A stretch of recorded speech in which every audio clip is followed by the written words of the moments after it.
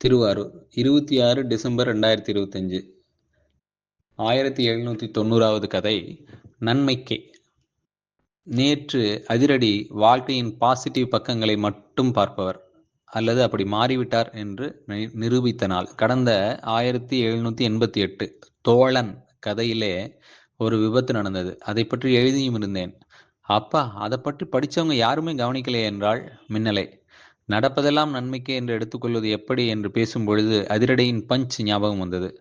கடந்த 10:30 மணிக்கு கிளம்பி 11 மணிக்கு அண்ணா நகரில் சரவடியை பிக்கப் செய்து கொண்டு மேல்மருவத்தூர் சென்று 4ஆம் தேதி ஜனவரி 2026 விழாவிற்கு அழைப்புதல் தருவதாக யோசனை.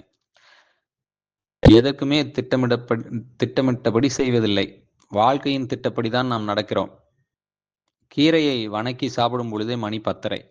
கிளம்பும் பொழுது அடிக்கடி சில கோப்புகள் கொண்டு வந்திருந்தார்.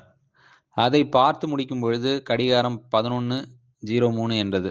சரவடியும் ஃபோன் செய்தால் அவர், சார், நான் வேண்டுமானால் கோயம்பேடு மெட்ரோ நிலையம் வந்து விடவா என்றார். அதிரடியிடமும் ஏற்கனவே அப்படி கேட்டிருந்தார். வேண்டாங்க என்றேன். கீழே வந்து அண்டர் கிரவுண்ட் பார்க்கிங்கில் வண்டி எடுக்கும் பொழுது நடிகர் பாரி நடந்து கொண்டிருப்பதாக சொன்னார். அடிக்கடி அவரை பார்க்க சற்று தூரம் நடந்தேன். காணவில்லை. சரி, பரவாயில்லை, போகலாம் என்ற பொழுது பாரி எதிர்பட்டார்.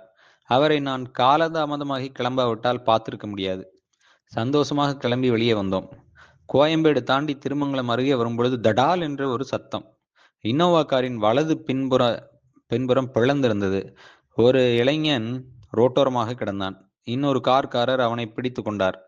அவர் கார் கண்ணாடி உடைந்திருந்தது. கைகளில் இழுத்து தட்டிய பிறகு நம் கார் சரியானது.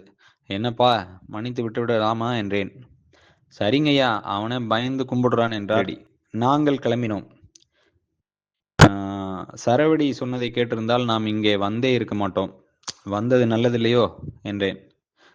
சரவடியின் மகள் பொன் குழலி குரு நமஸ்காரம், பரதநாட்டியம் சொல்லி தந்தது நடந்திருக்காது என்று இப்போ தெரிகிறது.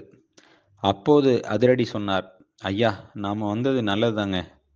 வேற யாராவது இருந்தா அந்த சின்ன பையனை விட்டுருக்க மாட்டாங்க என்றார்.